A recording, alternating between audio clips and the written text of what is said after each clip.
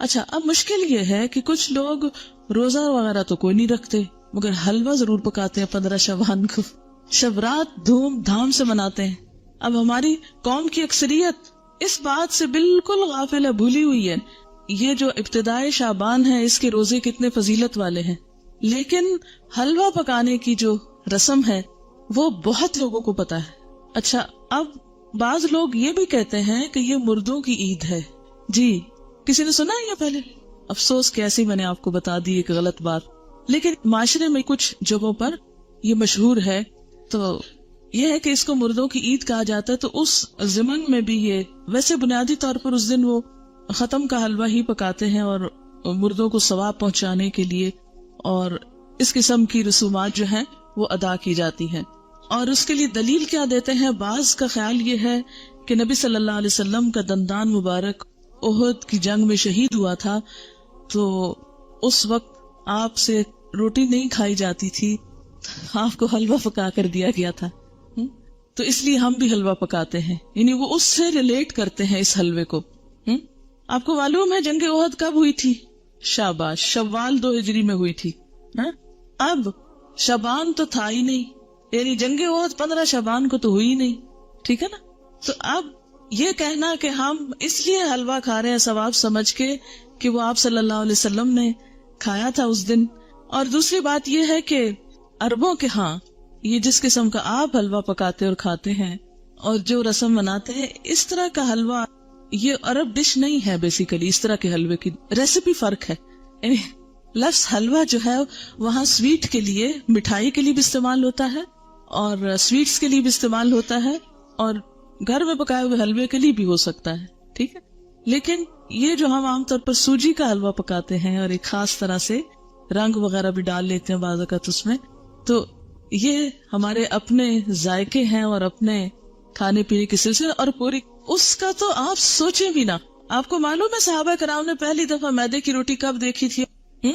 نبی صلی اللہ علیہ وسلم کے زمانے میں کبھی میدے کی روٹی پکی ہی نہیں تھی، پکائی ہی نہیں گئی تھی، اور آپ خود کیا تناول فرماتے تھے؟ جو کی روٹی، ان چنے آٹے کی روٹی۔ آپ کس شوق میں پوریاں پکاتے ہیں پھر؟ یہ کون سی سنت ہے؟ ویسے ٹھیک ہے اپنے رواج کے لیے آپ پکائیں، مگر ایسی چیزوں کو اوائڈ ہی کریں تو بہتر ہے۔ تو اس لیے یہ کہنا کہ اس دن حلوہ پوری پکانا اس کی کوئی دلیل ہے یا اس کے پیچھے کوئی سنت ہے یا ثواب ہے، تو نہیں، یہ پھر ایک طرح سے بدعت ہو جاتی ہے۔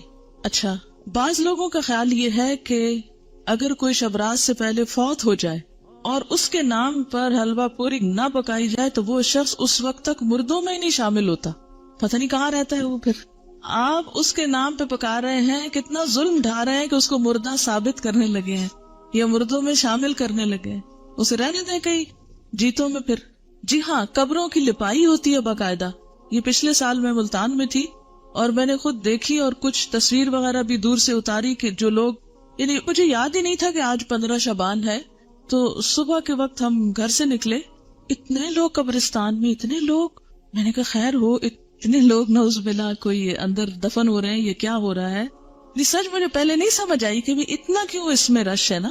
پھر تھوڑا سا ہم آگے گلی، وہ ہمارے ایک رشتے دار ہیں، ان کا گھر اس طرح ہے کہ جب ان کے گھر سے نکلتے تو گلی کے دائیں بائیں قبرستان ہے، پھر باہر مین سڑک پر آ جاتے ہیں تو پھر وہاں سے بھی نظر آتا ہے۔ جب ہم گلی سے نکل کے مین سڑک پہ پہنچے تو وہاں ایک سبیل لگی ہوئی تھی، تو اس سے پتا چلا کہ یہ عید کی طرح کا کوئی موقع ہے، اور پھر لوگ باقاعدہ لپائی کر رہے تھے، بچے بھی اور بڑے بھی قبریں لیپ رہے تھے، اور پھر کو پھول ڈال رہے تھے، اور کوئی رات کو وہ چراغاں کر رہے تھے۔ اب میں یہ سوچ رہی تھی کہ اگر ساری قوم سال میں ایک دن قبرستان کی صفائی کرنے لگتی ہے یا قبرستان میں جا کے لپائی اور اس پہ لگ جائے، تو آپ دیکھیں کہ باقی کام کتنے رہ جائیں نا۔ اور پھر ہوتا کیا ہے، جب تک وارث جیتے ہیں کوئی لپائی آ کے کر دیتا ہے، جب وہ بھی چلے جاتے ہیں تو ختم ہو جاتا ہے سلسلہ۔ اب قبروں کو پکا کرنا یا ان کی بار بار لپائی کرنا، یہ بھی کوئی سنت نہیں ہے۔ قبروں کو اونچا کرنا اور ان کو بہت نمایاں کرنا اور ان کی بہت اس طرح کی کیئر کرنا جو ہے، اس کا ہمارے دین میں تصور نہیں ہے۔ مردوں کا احترام لازم ہے، اس کے لیے اچھی گہری قبر کھودنے کے لیے کہا گیا، کھود کے پھر اس کے سائڈ پر زمین کھود کے بغلی قبر کا بھی حکم آتا ہے۔ وہ زیادہ بہتر ہے بنسبت اس کے کہ آپ تھوڑی سی قبر کھود کے اور پھر اوپر سے سنگ مرمر لگائیں یا کوئی اور، یہ چیزیں پھر ایکسٹرا ہیں. اس سے وقت بھی سرمایہ بھی ضائع ہوتا ہے. مردوں کو جو چیز فائدہ دیتی ہے وہ حلوہ پوری نہیں ہے، وہ آپ کی دعا ہے، جس کے لیے آپ 15 شعبان کا انتظار نہ کریں. کب کریں وہ دعا؟ ہر روز کریں. ہر روز نماز پڑھیں اور کہا کریں ربنا اغفر لی ولوالدی وللمؤمنین. اس میں سارے قبروں والے آ جاتے ہیں. وللمؤمنین یوم یقوم الحساب. صرف قبروں کے اندر والے نہیں آتے، باہر والے بھی آتے ہیں. المؤمنین، اتنی تو گرامر پڑھ لی ہے نا. ال لگ جائے اور پھر جمع کا بھی ہو ساتھ، سارے مومن آ جاتے ہیں، زندہ ہو کے، من الاحیاء والاموات، سب آ جاتے ہیں. تو بنیادی طور پر اس رات میں نہ تو کوئی حلوہ پکانے کا حکم ملتا ہے اور نہ ہی دن کو قبروں کی لپائی کا حکم ملتا ہے، اور نہ ہی اس قسم کی کوئی خاص اس دن کی کوئی عید ہے. اور پھر اسی طرح یہ ہے کہ بعض لوگ اپنے گھروں کی خاص صفائی کرتے ہیں اس دن. ہو سکتا ہے آپ لوگ نہ کرتے ہوں، لیکن یہ رواج بھی ہے. اور ایک مخصوص جگہ پہ حلوہ چپاتی رکھتے ہیں، یہ لپائی وغیرہ کر کے، تو ایک خاص کارنر جیسے ہوتا ہے. اور بعض لوگ اس کے ساتھ موسمی پھل اور مٹھائیاں وغیرہ بھی اس جگہ یعنی ایک سجاوٹ کرتے ہیں، بوفے کی طرح بنا لیتے ہیں اس کارنر کو. اور پھر ساتھ یہ بھی کہتے ہیں کہ لبان اگر بتی بھی تھوڑی سی ساتھ جلاتے ہیں کہ یہ مردوں کی فاتحہ ہو رہی ہے. آپ دیکھیں کہ مردے کو کیا کیا چیز فائدہ دیتی ہے. جب ایک شخص فوت ہو جاتا ہے تو کیا کیا چیز کرنی چاہیے؟ جی آپ فرمائیے. انسان قبر میں تنہا اترتا ہے، صرف ایک چیز ساتھ اترتی ہے اور وہ انسان کا اپنا عمل ہے. ٹھیک ہے، باقی 2 چیزیں واپس آ جاتی ہیں، اولاد اور مال. جیسے غلام وغیرہ ہو یا اور کوئی گاڑی جس پہ لے گئے اس کو، یا اس کے علاوہ بھی اگر کوئی چیز ہے تو یہ 2 چیزیں جو ہیں واپس آ جاتی ہیں، مال اور اولاد. باقی عمل ساتھ اترتا ہے. ایک چیز، صرف ایک چیز، اگر وہ تھوڑے بہت کمی بیشی ہے تو پیچھے والے اب اس کے حصے کے عمل تو نہیں کر سکتے، لیکن نمبر 1 دعا کر سکتے ہیں جو مردے کو فائدہ دے گی. اور اس کے لیے آپ اس دن سے دعا شروع کیجئے جس دن سے وہ فوت ہوا، اور ہر روز کیجئے، اور اس میں آپ دیر نہ کیجئے، کرتے رہیے. دوسری چیز، علم ينتفع به، ایسا علم جس سے لوگ فائدہ اٹھائیں، یعنی اس کے نام پر سے مراد ہے کہ اس کی طرف سے آپ کیا کریں، کسی بچے کو پڑھا دیں، کوئی اسکول بنوا دیں، کوئی کتابیں آپ لے کے لوگوں کو کوئی لائبریری میں رکھوا دیں، کوئی بھی علم کا کام، یا اس نے خود جو کچھ پڑھایا تھا اپنے اسٹوڈینٹس کو، یا کتابیں لکھی، یا کوئی اور اسی طرح کی چیز تیار کی. اور تیسری چیز جو اس کو فائدہ دیتی ہے وہ کیا ہے؟ صدقہ جاریہ. آپ اس کے لیے قربانی کریں، آپ اس کے لیے پیسے غریبوں کو دیں، مسکینوں کو کھانا کھلائیں، اس کی طرف سے صدقہ کر سکتے ہیں. ٹھیک ہے، لیکن خاص دن حلوہ پوری پکا کے، روشنی اگربتی جلا کے اور ایک خاص سٹائل میں یہ سب کرنا جو ہے، یہ نبی صلی اللہ علیہ وسلم کی ایسی کوئی سنت نہیں ہے، اور نہ ہی ایسا دین کو مشکل بنایا گیا ہے جو ہر شخص کے بس کی بات نہ ہو. یعنی ہمارا دین ایسا نہیں کہ کچھ لوگ تو اس پر عمل کر سکے اور کچھ اس پہ عمل کے قابل ہی نہ ہو. اب ہر شخص تو حلوہ پوری پکا نہیں سکتا. مثلاً میں حلوہ تو شاید پکا لوں اگر پوری نہ پکا سکوں. آپ میں سے میرے خیال اکثریت روٹی بھی نہیں پکانا جانتی ہوگی. جب سے میں ہاسٹل میں رہ رہی ہوں تو میں نے اکثر لڑکیوں کی روٹی بنانی ٹیسٹ کی ہے، اور صحیح روٹی نہیں بنانی آتی، جو ہم میں سے ہر کوئی ہر روز کھاتا ہے. ہمارا اسٹیپل فوڈ ہے. کچی روٹی پکاتے ہیں، جلی بھی پکاتے ہیں، صحیح روٹی نہیں پکانی آتی. تو اب آپ دیکھیں کہ اگر روٹی نہیں بنانی آتی تو پوری کس کو بنانی آتی ہوگی. ٹھیک ہے نا. پھر اس کے بعد یہ ہے کہ ہر ایک کے پاس اتنے پیسے کہاں ہوتے ہیں کہ وہ حلوے کے لیے سب کچھ مہیا کر سکے. اور پھر آپ دیکھیے کہ حلوہ بھی پکانے کا صحیح طریقہ آنا چاہیے. کئی لوگ میں نے دیکھے ہیں کہ وہ کچا پکا سوجی کو کر کے اس میں یلو کلر ڈال کے، پانی ڈال کے اور کچی چینی ڈال کے حلوہ پکا کے رکھ دیتے ہیں جس سے پیٹ میں درد ہو جائے. حلوہ اس وقت اچھا پکتا ہے جب آپ کو سوجی بھوننی آتی ہو صحیح، اور وہ پیشنس مانگتا ہے، صبر. بہت ہلکی آنچ پہ کوئی کم از کم 1 گھنٹہ اگر آپ سوجی بنائیں پھر جا کر صحیح حلوہ بنتا ہے. سوجی بھوننے میں جلد بازی جو ہوتی ہے وہ کبھی بھی حلوے کو صحیح نہیں پکنے دیتی. ٹھیک، لیکن ہم ہر چیز میں انسٹنٹ فوڈ کے عادی ہو گئے، انسٹنٹ، جلدی، فوری، جس کے نتیجے میں ہم اب دوسروں کو بیمار تو نہ کریں ایسے حلوے کھلا کے. بعض اوقات دم بھی اس کا صحیح نہیں آنے دیتے، کچا ٹیسٹ آ رہا ہوتا ہے اس میں.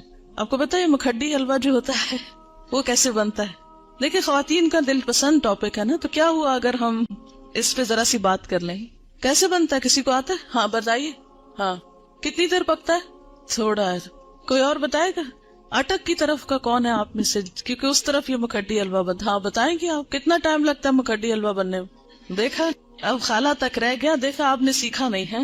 وہ ہوتا یہ ہے کہ سوجی کو پانی یا دودھ میں بھگوتے ہیں، پھر اس کو اتنا پکاتے ہیں کہ وہ دونوں پھر الگ ہوں. یعنی دودھ تو خیر الگ نہیں ہوتا، لیکن اس کا جو گھی ہے، گھی میں پکاتے نا، تو پھر وہ گھی اور وہ بالکل الگ الگ جب ہو جائے تو پھر اس کو چھوڑتے ہیں. اور تقریباً 6 گھنٹے تو اس میں لگ ہی جاتے ہیں اگر آپ صحیح پکانا چاہتے ہیں. ویسے تو 2 منٹ میں بھی آپ گھول کے گرم کر کے رکھتے ہیں. خیر یہ باتیں میں نے ضمناً ودن بریکٹس اس لیے کی ہیں کہ آپ سب بچیاں ہیں، خواتین ہیں، گھر والوں کی صحت کا انحصار آپ پر ہے. اگر آپ کو صحیح کھانا پکانا آتا ہوگا اور صبر بھی ساتھ آتا ہو تو پھر آپ کے گھر والے صحت مند ہوں گے، اور وہ صحت مند ہوں گے تو آپ کو دین کا کام کرنے کا وقت ملے گا. تو یہ جو صحیح کھانا پکانا آنا یہ بہت بڑی نعمت ہے، اور اس پر وقت لگائیں اور اس کو سیکھیں اپنے والدین اور خالہ وغیرہ سے، کیونکہ ایسا نہ ہو کہ یہ زبان تو ہماری جا ہی رہی ہے، ویسے آدھی اردو بولتے آدھی انگریزی بولتے. اب کھانوں میں بھی ہم نے کچھ چائنا سے منگا لیے ریسیپیز، کچھ ادھر ادھر سے. اب وہ کھانے کے سٹائل بھی بدلتے جا رہے ہیں. حالانکہ بیسٹ فوڈ جو ہے الحمدللہ ہمارے اس کانٹیننٹ کا ہے، کہ جو بہت اچھی طرح ویل کوکڈ اور ٹیسٹ کے حساب سے بھی اچھا ہوتا ہے. لیکن افسوس یہ کہ اب ہم آؤٹ ڈور ایٹنگ کے اتنے عادی ہو گئے ہیں کہ ہمیں گھر میں پکانا اچھا ہی نہیں لگتا نا. اور اکثر لڑکیوں کو یہ کہتے سنا گیا آئی ہیٹ کوکنگ. دین والی کوئی لڑکی یہ زبان سے بات نہ نکالے، ٹھیک ہے؟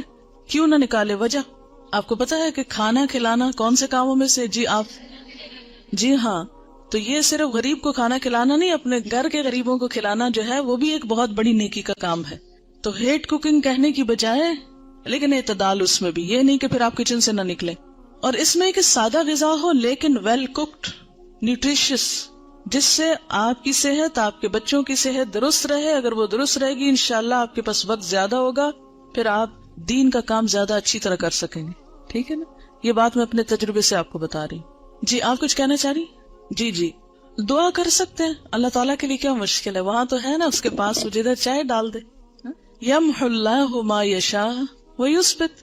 کیا مطلب اس آیت کا؟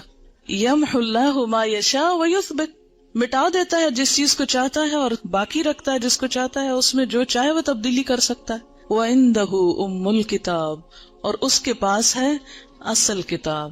سب کی تقدیریں اس کے ہاتھ میں ہے. جس کو جو چاہے عطا کر دے، اور جس کے حصے سے جو چاہے کراس کر دے کہ نہیں یہ اس کو نہیں دینا. اچھا جناب، پھر اس کے بعد یہ ہے کہ بعض لوگوں نے یہ بھی بات مشہور کر رکھی ہے کہ میت کی روح 40 دن گھر آتی رہتی ہے، اور مومنین کی روح جمعہ کی رات کو، شب برات کو اور عیدین کو اپنے گھروں پہ آتی ہے. یہ بات مشہور ہے کہ اس دن روحیں آتی ہیں. ایک تو جمعرات کے دن آتی ہیں، اور ایک جو ہے عیدوں کو آتی ہے اور شبرات کو آتی ہیں. حالانکہ اس کے پیچھے کوئی دلیل نہیں ہے، یہ ہمارا اپنا خیال ہے. دیکھیں وہ کس لیے آئیں گے، کیا کرنے آئیں گے؟ ان کا دنیا سے کوئی رشتہ، کوئی تعلق، ان کو تو کوئی انٹرسٹ ہی نہیں رہتا یہاں سے. جو نیک لوگ ہوتے ہیں وہ کہتے ہیں شکر ہے ہماری جان چھوٹی اس مصیبتوں کے گھر سے، اس قید خانے سے. اور جو برے لوگ ہوتے ہیں وہ جتنا بھی چاہیں کہ آ کے واپس کوئی اچھا عمل کر سکے تو آ نہیں سکتے. سورۃ المؤمنون میں آپ نے ایک آیت پڑھی ہوگی، وَمِن وَرَائِهِمْ بَرْزَخٌ إِلَى يَوْمِ يُبْعَثُونَ. جو روح ایک دفعہ آگے چلی گئی، ان کے پیچھے برزخ حائل ہو گیا، پردہ حائل ہو گیا. کب تک؟ إِلَى يَوْمِ يُبْعَثُونَ، اس دن تک جبکہ یہ بالکل ایسے جیسے بچہ پیدا ہونے کے بعد واپس نہیں ماں کے پیٹ میں جا سکتا، ایسے ہی دنیا سے جانے کے بعد انسان دنیا میں نہیں آ سکتا. اتنا ہی محال ہے. جیسے بچے کی پیدائش میں ماں کو ایک تکلیف اٹھانی پڑتی ہے نا، تو مرتے وقت جب انسان کی روح نکلتی ہے تو خود اس کو یہی کرب سے گزرنا پڑتا ہے. تو روح بھی آپ دیکھیں کہ بہت سے وہ لوگوں کے مرتے وقت کے حالات سنے ہوں گے، پڑھے ہوں گے. ایک ڈاکٹر مودی شاید، اس نے جب 120 لوگوں کے موت کے واقعات لکھے ہوئے ہیں، تو وہ تجربہ یہ بتاتے ہیں کہ جیسے ایک گیٹ کھلتا ہے اور اس میں ہم جا رہے ہیں، ٹریول کر رہے ہیں، آگے کو جا رہے ہیں. تو بات یہ ہے کہ جو آگے چلا جاتا ہے وَمِن وَرَائِهِمْ بَرْزَخٌ، پیچھے آڑ آ جاتی ہے اور دروازہ بند کر دیا جاتا ہے. اب دنیا میں نہیں کوئی آتا، اور انہوں نے کرنے بھی کیا آنا ہے، اور کہیں سے ثابت بھی نہیں ہے قرآن سے کہ روحیں ہمارے گھروں میں واپس آ کے رہتی ہے. ٹھیک ہے نا. اور آپ ذرا سوچے تھوڑی دیر کے لیے کہ اگر آپ کو مرنے کے بعد آپ کے گھر میں بار بار آنے کی اجازت دی جائے تو آپ کا حال کیا ہوگا؟ بتائیے ذرا. آپ دیکھیں گے آپ کا سامان کسی کے پاس چلا گیا، آپ کی چیزیں کسی نے توڑ دی ہیں، آپ کی چیزیں کسی نے پھینک دی ہیں، خراب کر دی ہیں، تو آپ دیکھ دیکھ کے کیا کریں گے؟ ذرا سوچیں، اپنے آپ کے لیے سوچیں کہ آپ مرنے کے بعد پھر آئے دنیا میں، اور عید کو بھی آتے ہیں، اور شبرات پہ بھی آتے ہیں، اور جمعرات کو بھی آتے ہیں، اور 40ویں پہ بھی آتے ہیں. تو پھر آ کے آپ کیا کرتے ہیں؟ کیا کریں گے؟ آ کے کتنی حسرتیں ہوں گی نا. تو کیا آپ سمجھتے کہ اللہ تعالیٰ بندوں کو اس طرح حسرتوں میں مبتلا کرتا ہے کہ واپس بھیج کے، یعنی سارے تو عید کے کپڑے پہن کے کھڑے ہوں اور ہم دور کھڑے دیکھتے رہے ہیں کہ یہ عید منا رہے ہیں اور ان کو ہم بھول گئے، ہمیں یاد ہی نہیں کرتے اب یہ. اور پھر ہمارا دل چاہے گا کہ ہم کسی کو گلے ملیں، یہ جو آپس میں ہم بھی ملیں تو مل نہیں سکیں گے. اب پھر کسی کو دیکھ کے دل چاہے گا کہ اس سے بات کریں، بات ہی نہیں کر سکیں گے. تو یہ بات عقل کو بھی نہیں لگتی کہ کوئی مرنے کے بعد پھر دنیا میں آئے، اور پھر آئے بھی خاص اوکیزنز پہ جب لوگ خوشیاں منا رہے ہو اور آپ مر کے آ کے ان کے سر پہ دیکھ رہے ہو حسرت سے. کس قدر افسوسناک بات ہے. تو اور پھر یہ تو چلو ویسے ہم سوچ رہے ہیں نا کہ اگر وہ اف اٹ از پاسبل تو how does it look like, لیکن قرآن میں بھی کہیں نہیں لکھا ہوا اور حدیث میں بھی کہیں اس طرح نہیں پتا چلتا. ہاں یہ ہے کہ مردہ جب قبر میں ہوتا ہے نا تو اس کے حساب کے لیے اس کو واپس روح لوٹائی جاتی ہے، اس کو اٹھا کے بٹھایا جاتا ہے. اور وہ جو ایک کنیکشن ہے نا مردے کا قبر میں اور برزخ میں، وہ ایک خاص کنیکشن ہے. جیسے ہمارے پاس ایک ٹیلی فون ہے اور ایک کسی اور جگہ پر ہے تو وہ ایک خاص وائر کے ذریعے کنیکشن ہے. تو جسم اور روح کا ایک کمیونیکیشن کو ہو سکتا ہے آپس میں، لیکن وہ قبرستان کی حد تک ہو جائے تو ہو جائے، کیونکہ وہاں سزا جزا کا ایک کنسپٹ موجود ہے قبروں کے اندر. لیکن عام گھروں میں اور گھروں کے اندر آ کر، اور پھر یہ کہ کچھ روحیں بھٹکتی ہیں اور کچھ روحیں دوسروں کے اوپر مسلط ہو جاتی ہیں، اور یہ سب جنات ہوتے ہیں جن کو انسانی روحیں سمجھ کر وہ کیا جاتا ہے. اور بعض اوقات شیاطین دھوکہ دیتے ہیں انسانوں کو، کیونکہ بعض لوگ کہتے ہیں نا مجھے بالکل ابھی خوشبو آئی تھی اور مجھے ایسے لگا جیسے مجھے کسی نے آواز دی ہے، اور مجھے بالکل وہ تو میرے بھائی جیسا ہی تھا، کوئی مجھے ہیولا نظر آیا گھر میں، اور یہاں خانہ کعبہ میں نظر آیا فلاں، وہ تو فوت ہو چکا. یہ سب اگر آپ نے سائیکالوجی پڑھی بھی ہو تو اس میں آپ نے پڑھا ہوگا، التباس کے بارے میں پڑھا ہوگا، ہیلوسینیشن وغیرہ کے بارے میں. خیر وہ ایک اور ایکسٹریم پہ لے جاتے ہیں. لیکن بیسیکلی یہ ہے کہ جو شیاطین ہوتے ہیں، جنات ہوتے ہیں، وہ بھی بعض اوقات انسان کو دھوکہ دیتے ہیں، ایسی باتیں ان کو بھٹکانے کے لیے، بہکانے کے لیے، ان کا عقیدہ خراب کرنے کے لیے، بگاڑنے کے لیے ان کو بھول بھلائیوں میں ڈالتے ہیں، ان شکلوں میں آ جاتے ہیں. ٹھیک ہے نا. تو جو چیز قرآن سنت سے ثابت نہیں، بس اس پہ خاموشی اختیار کی جائے، نہ کہ اس کے آگے ایک نیا دین گھڑ لیا جائے اور پھر کھانے پکا لیے جائیں. اب دیکھیں مردہ خود تو وہ حلوہ کھا نہیں سکتا اور ہم اس کو خوش کرنے کے لیے حلوہ بنا رہے ہیں. اب مثلاً آپ کسی کے گھر میں جائیں اور وہ کہ ہم نے آپ کو خوش کرنے کے لیے یہ سب کچھ پکایا ہے اور کھانے نہ دیں آپ کو، یا آپ کھا نہ سکیں اس کو، آپ کتنے خوش ہو کے لوٹیں گے؟ اچھا بعض لوگ ایک مغالطہ دیتے ہیں، وہ کہتے ہیں یہ جو آتا ہے نا تنزل الملائکۃ والروح فیہا باذن ربہم من کل امر سلام، کہ لیلۃ القدر میں روح اترتا ہے. تو اب آپ بتائیں کہ اس روح سے مراد کون سا ہے؟ اگر اس روح سے مراد مرے ہوئے لوگوں کی روح ہے تو پھر ان آیتوں کے بارے میں کیا کہیں گے؟ نزل بہ الروح الامین، روح سے مراد کیا ہے قرآن پاک میں؟ جبرائیل علیہ السلام کے لیے لفظ استعمال ہوا ہے، اذ ایدتک بروح القدس قل نزلہ روح القدس نزل بہ الروح الامین تعرج الملائکۃ والروح یوم یقوم الروح والملائکۃ صفا، اور پھر تنزل الملائکۃ والروح سورۃ القدر میں. تو یہ جو روح اترتی ہے اس سے مراد مردوں کی روحیں نہیں ہیں، یہ خاص روح مراد ہے، اور اس سے مراد جبریل امین ہے. ٹھیک ہے. اسی لیے خود قرآن پاک پڑھنا کتنا ضروری ہے، ورنہ اس طرح کی باتوں سے لوگ عموماً کیا ہوتا ہے. اچھا پھر جناب بات یہ ہے کہ نبی صلی اللہ علیہ وسلم کی 22 سالہ زندگی میں یہ دن آتا رہا ہے 15 شعبان، جس کو ہم شبرات کہتے ہیں. لیکن کبھی بھی آپ نے یہ کام نہیں کیے، نہ کوئی آتش بازی کی ہے اور نہ ہی کوئی حلوے پکائے ہیں، نہ ہی کوئی اس قسم کے اور کوئی تصورات ہمیں دیے ہیں، نہ اپنے عمل سے اور نہ ہی اپنے قول مبارک سے.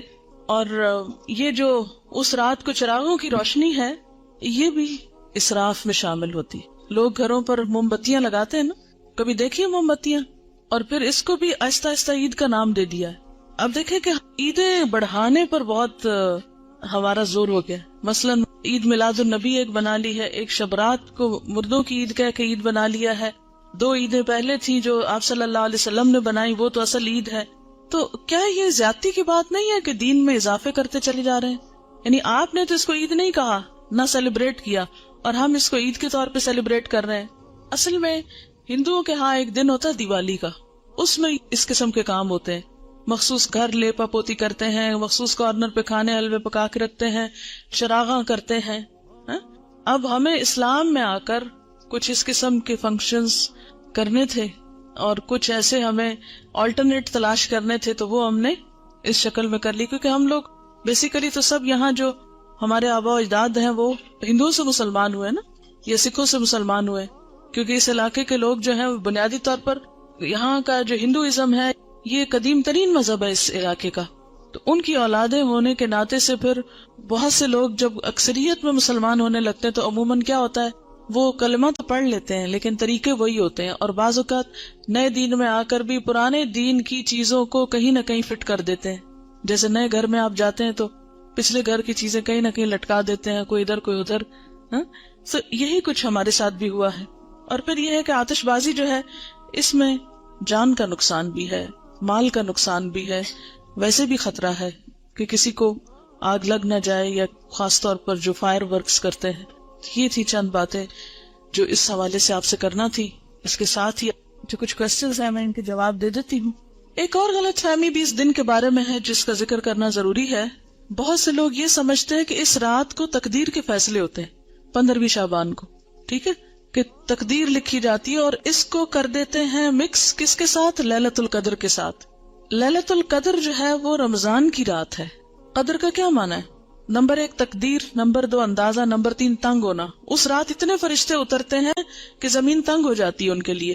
نمبر 2 یہ کہ وہ بڑی قدر و قیمت والی رات ہے کہ قرآن نازل ہوا تھا، انا انزلناہ فی لیلۃ القدر.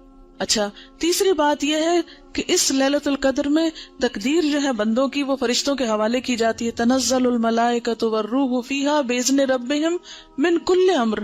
تو سارے امور جو ہے زمین پہ جن کی ایگزیکیوشن ہونی ہے وہ فرشتوں کے سپرد، یعنی سال کا بجٹ دیا جاتا ہے. یہ سارے کام رمضان کے آخری عشرے کی کسی ایک طاق رات کو ہوتے ہیں جس کو لیلۃ القدر کہا جاتا ہے. یہ 15 شعبان کو نہیں ہوتے. ٹھیک ہے، بات یہ ہے کہ قرآن پاک میں آتا ہے وَمَا نَهَاكُمْ عَنْهُ فَانْتَهُوا، جس چیز سے نبی صلی اللہ علیہ وسلم روکے اس سے رک جاؤ. ٹھیک ہے، تو آپ جب روکتے ہیں ایک بات سے کہ 15 کے بعد نہیں روزے رکھو، تو پھر ہم یہ نہیں کہیں گے چونکہ آپ نے رکھے تو ہم آپ کی سنت فالو کر رہے ہیں. ٹھیک ہے، اچھا یہ لکھے ہوئے سوالوں کے جواب دے دیں. شعبان کے پہلے 15 دنوں میں پورے 15 دن کے روزے رکھ سکتے ہیں اگر آپ چھٹی نہ کر لیں روزہ رکھ کے، یا دیر سے نہ آنا شروع کر دیں. کیونکہ ہوتا یہ ہے کہ آپ پھر ایڈوانٹیج لے جاتے ہیں کہ ہم روزے سے ہیں اس لیے ہم نے ہوم ورک نہیں کیا یا ٹیسٹ نہیں دے رہے. اگر کوئی یہ پوچھے کہ ہم کیا کریں اس دن 15 شعبان کو، نہیں لوگوں کو عادت ہو گئی ہے ختم وغیرہ کرنے کی، تو اس لحاظ سے وہ پوچھیں کہ پھر اس دن کیا کریں، تو ان کو کیا جواب دیں؟ کیا جو پکا کر گھر حلوہ چاول وغیرہ بھیجے تو اس کو کھا لیں؟ اب دیکھیں بدعت کا کھانا ہے، ٹیکس کی قسم کا ہے. پہلی بات تو یہ ہے کہ انہیں کہیں وہی کریں جو روز کرتے ہیں، نمازوں کی پابندی کریں، صدقہ خیرات جیسے روٹین میں کرتے ہیں. کیونکہ جو دن اللہ کے رسول صلی اللہ علیہ وسلم نے مخصوص نہیں کیا کسی خاص عبادت کے لیے، اس کو اپنی طرف سے بتا کے اچھا آپ یہ کر لیں یہ کر لیں یہ کر لیں، تو یہ بھی درست نہیں ہوگا. آپ کیا بتائیں جو روز کرتے ہیں وہی اس دن کریں، کیونکہ نبی صلی اللہ علیہ وسلم سے کوئی خاص عمل ثابت نہیں ہے. اگر والدین اور شوہر روزے اس ماہ میں منع کرے تو کیا ان کی بات مان لی جائے؟ نفلی روزے میں شوہر کی اجازت ضروری ہے، تو یہ نفلی روزے ہیں، ٹھیک ہے نا. اللہ یہ کہ آپ کو فرض پورا کرنا ہے، پچھلا قضا کرنا ہے، وہ تو پھر آپ نہیں کسی کی بھی مانیں گے. لیکن نفلی روزے میں بیوی کے لیے شوہر کی اجازت ضروری ہے لیکن والدین کی ضروری نہیں ہوتی. What's your grandson's name؟ چلے میں آیت ایک پڑھتی ہوں، آپ بتائیے. لم نجعل له من قبل سمیا. جی یہ نام اللہ تعالیٰ نے خود رکھا تھا نا حضرت یحییٰ کا. چلیے، اگر کسی عورت کے پچھلے رمضان کے فرض روزوں کی قضا باقی ہو، وہ روزے رکھنے کی طاقت رکھتی ہو، تو 15 کے بعد رکھ سکتی ہے یا قطعی ممنوع؟ دیکھیں قطعی ہے یا نہیں، جب پسندیدہ یہی ہے کہ نہیں رکھے، الا یہ کہ قضا رہتے ہیں تو کچھ قضا پہ شوال میں جا رکھے. ٹھیک، روحیں اگر اس طرح نہیں آتی تو پھر ان کے بارے میں آپ کیا کہیں گی جو لوگ روحوں کو بلاتے ہیں اور ان سے باتیں کرتے ہیں؟